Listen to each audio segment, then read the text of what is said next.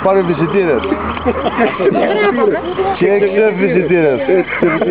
Η αστυνομική είναι 6 φυσιτήρες. Πήγες φυσιτήρες, πήγες. Και οι θηλυκές είναι φυσιτήρες. Και οι θηλυκοί είναι φυσιτήρες. Όλα να την ταΐσω. Με γράφει ο γηθής. Οπότε πότε φυσούνε πες και πότε ξεφυσούνε. Ο ξεφυσιτήρας.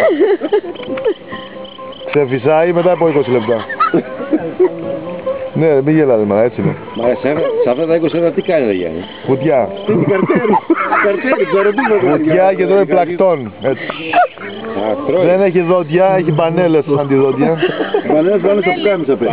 Μπανέλες λέγονται τα δόντια του, ναι. Από εκεί παίρνουμε και κάνουμε. Γιατί εγκλωβίζει πολύ νερό στο στόμα, το κλείνει, φεύγει το νερό και μπαίνει το πλακτόν. Ωραία, πώς. Του σπαγιά. Λοιπόν. Το άσχετο. Εδώ μιλάμε σοβαρά. Χωρίς πλάκα, παιδιά, αυτό είναι, έτσι. 20 λεπτά αναπνοή, φανταστείτε το. Το ίδιο και η φάλινα μπελούκα. Μπελούκα την λένε. Φάλινα μπελούκα, ναι, όπως τη Βέσπα. Και κάτι που σκοτά λένε μπελούκα, έχουμε καμιά σχέση. Μοιάζουν με την κούτρουλα, μοιάζουν με τη φάλινα. Γιατί η φάλινα μπελούκα είναι κούτρουλη. Πάντα. Και η φάλινα μπελούκα μυρίζει πάρα πολύ άσχημα. Γιατί? Κι όμως μυρίζει πάρα πολύ άσχημα. Έτσι την αντιλαμβάνεται η βολική αρκούδα. Η βολική. Κάτσε πάνε βολικά, καλά. Γεια σου. Συγγνώμη, η αρκούδα βολεύει τη φαλένα. Όχι, είναι βολική αρκούδα, κάτσε πάνω, είναι απαυτική. Τι είναι, λέει άσπρο και στο βόρειο πόρο, όχι είναι απαυτικό, λέει βολική αρκούδα. Λοιπόν. Καλό. Ναι ρε παιδιά, έτσι λέει.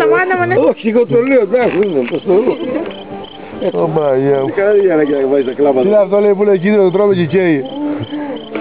Εκεί κάνει το Κατερίνι. Η πουστάρδα. Και είναι γκέι, λέει. Α, είναι γκέι. Είναι γκέι, κίνδυνο, το τρώμε και καίει. Γκέι. Να βγουν ένας γκέι. Πλάνεψε που είσαι. Δεν το είπα καλά, ναι, συγγνώμη. Θα το βρίσκαμε.